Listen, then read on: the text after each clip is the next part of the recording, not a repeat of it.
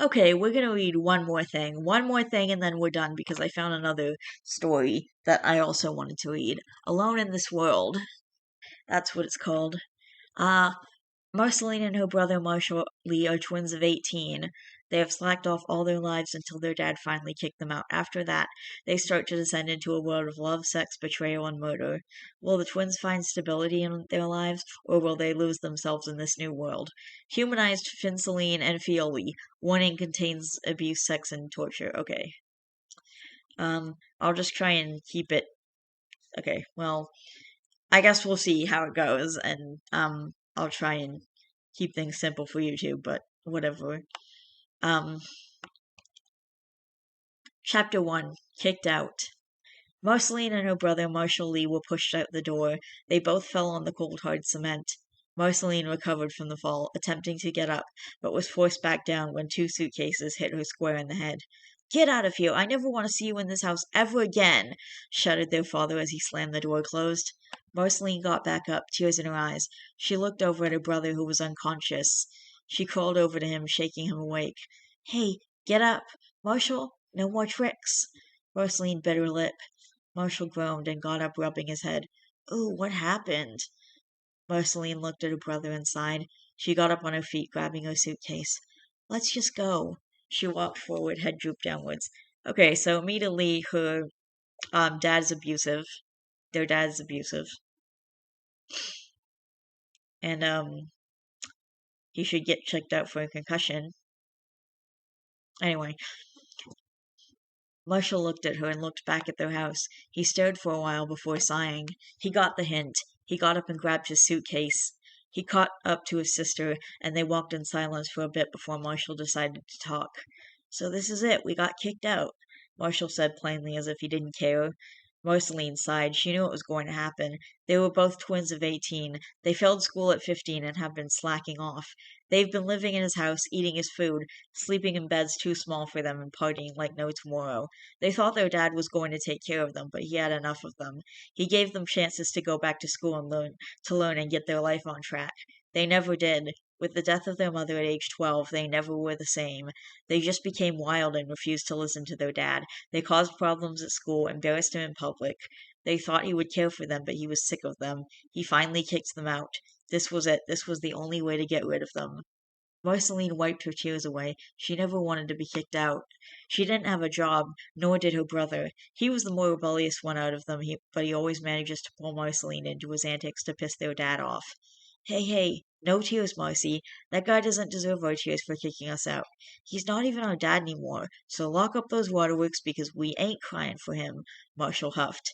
He hated his dad. He never liked him, in fact. He always thought of him as a mood killer. He was more close to his mother, as she understood him way more than their dad.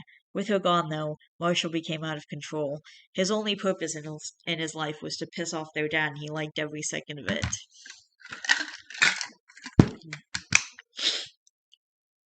How can you stay calm in a time like this? We're kicked out, we're homeless, we have no friends and nowhere to go. How can you stay so calm? Marceline stopped walking to look at her brother. Marshall huffed.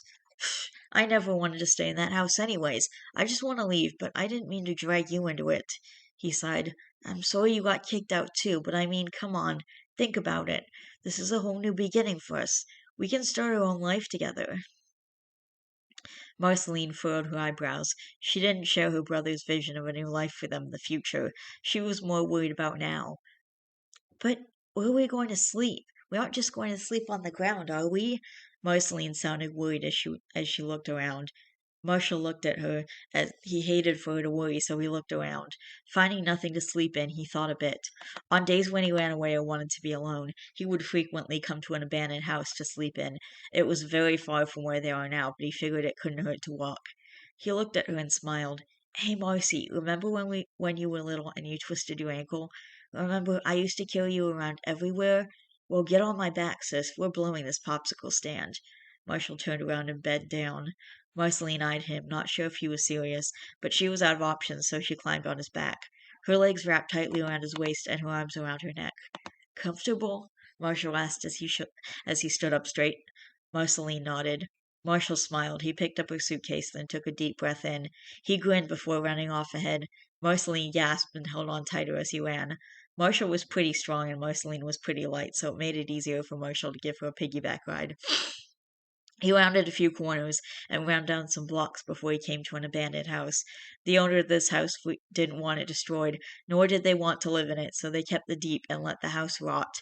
Little did that person know was that Marshall frequently lived in it when he ran away from home. He stopped in front of it. It was just a simple two-story house.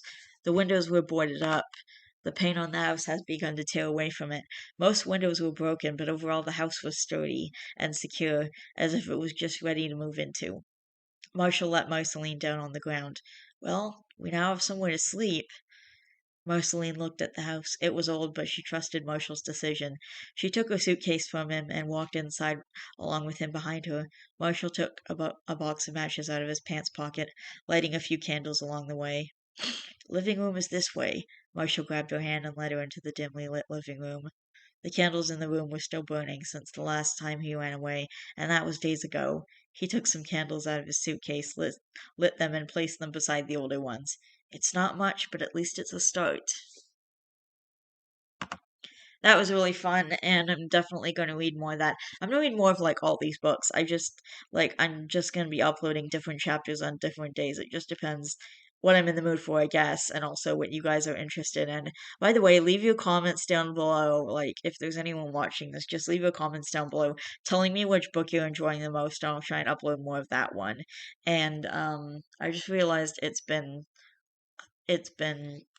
only have tomorrow to record videos, and I haven't uploaded a chapter of Don't Cry Baby yet, so I'm gonna have to do that later.